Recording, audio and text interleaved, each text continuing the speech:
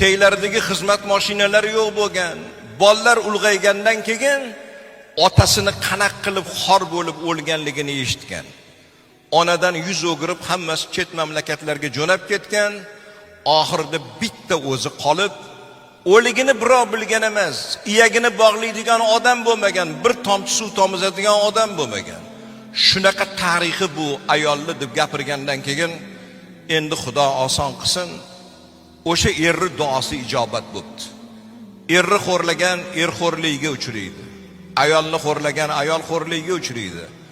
Mazlumni duosiga to'siq yo'q, qabul bo'lmasdan ilojisi yo'q.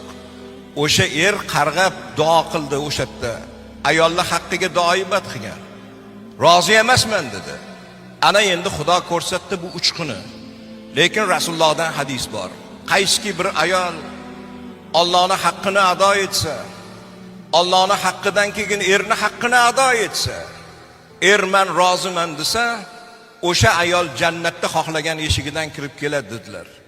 Janob Rasululloh Xadicha onamizdan judo